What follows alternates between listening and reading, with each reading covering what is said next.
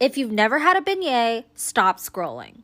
And if you have, I mean, come on, stop scrolling. You know these are good. It took a little trial and error, but I think I have the best beignet recipe for you guys. Let's start by combining those dry ingredients. A lot of the recipes I saw did not have spices, and so I decided to add my favorite two, cardamom and cinnamon. Set that aside, and now we're combining warm water, very important that it's warm, with a 1/4 cup of sugar and 1 packet of active dry yeast. And then we want to set that aside until it gets foamy. I'd say give it about 5 minutes. Once that's ready, I combined milk, vanilla extract, 1 egg, and then the rest of my sugar, which is another 1/4 cup. And now I'm adding in half of that dry mixture, giving it a little mix, and now I'm going to put this on my stand mixer. You can also use a hand mixer for this. With my dough hook, I'm now adding in the rest of my flour mixture, and then once it starts to come together, we're going to take 4 tablespoons of room temperature butter and slowly add it in. We basically want the dough to pull away from the sides. It will be a little bit sticky, but if it's still a little too sticky for you, just add about 1 tablespoon of flour at a time. Now I'm taking that very sticky dough and I'm putting it into an oiled bowl, and I'm going to let it rise for about 2 hours. Because of that butter, it does take a little longer to rise, but it's very much worth it. After 2 hours, I'm putting it onto a very well floured surface. Make sure you flour your rolling pin, and we're going to roll this out to about 1/2 inch of thickness. If you do it too thin, they're not going to puff up and be, nice and pretty. I covered those well and I let them rise for an additional 30 minutes, but you can also let them rise overnight in the fridge and they'll be perfect. And then the most important thing ever, use a thermometer when you fry. If you fry it at 350, they're going to be perfectly fluffy and like bready in the middle. You won't have those giant air pockets. And then this is optional, but I decided to use a piping bag and add some Nutella in the middle because why not? Nutella is pretty darn good. Traditionally though, you would just use powdered sugar, so feel free to skip this, but I'm telling you, you're gonna love it. While they're warm, plate those up, and now we're gonna add that classic powdered sugar. If you're not choking on the powdered sugar, you didn't add enough. So yeah,